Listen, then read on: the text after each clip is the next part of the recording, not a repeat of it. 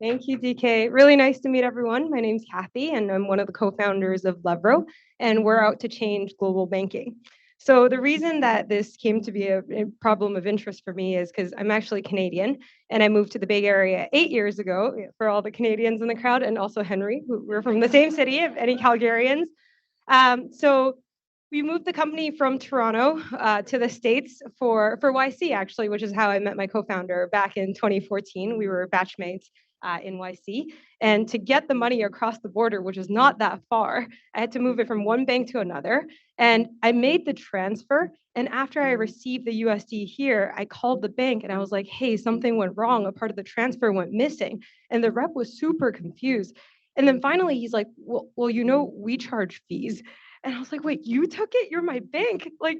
And so I think that was kind of the beginning of the problem for us in recognizing how difficult it was and how many fees were involved in the process of moving currency back and forth across borders.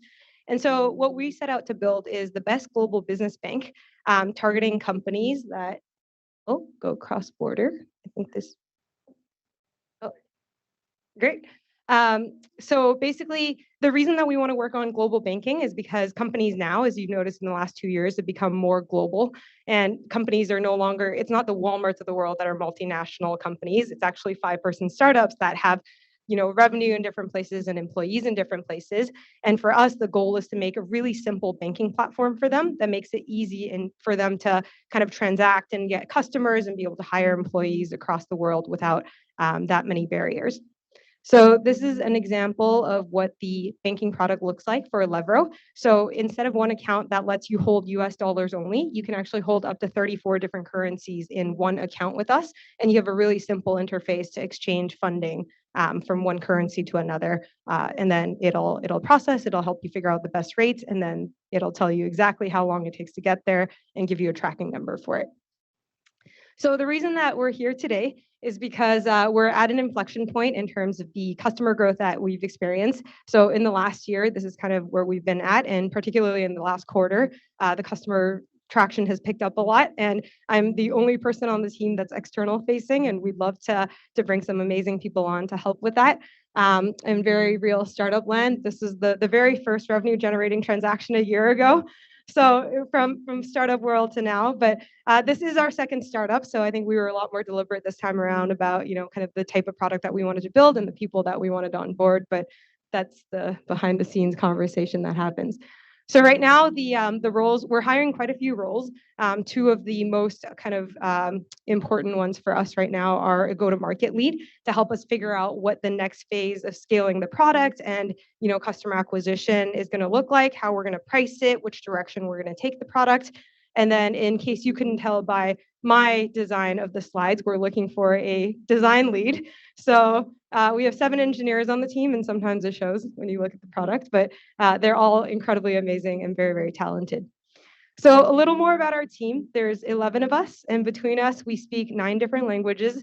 It is somehow a dog-heavy team. It was not the case. We do have a cat uncle on the team.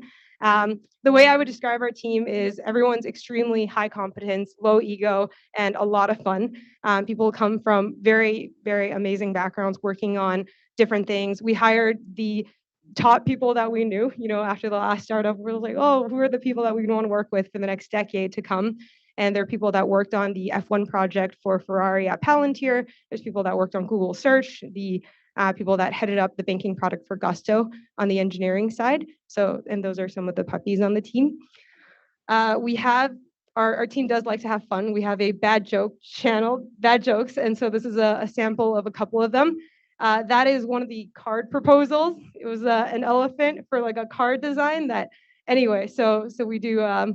We have a lot of fun in the middle there. So we raised a decently sized seed round. We're happy to talk about kind of our investors there, but I would say that the most unique thing about it this time around was that we actually weren't looking for money when we went out to research the product.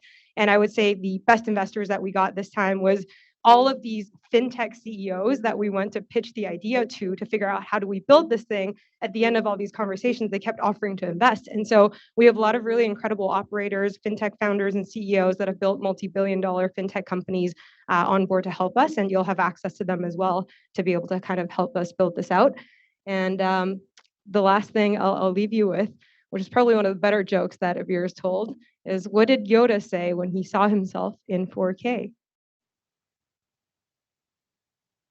HDMI. Thank you.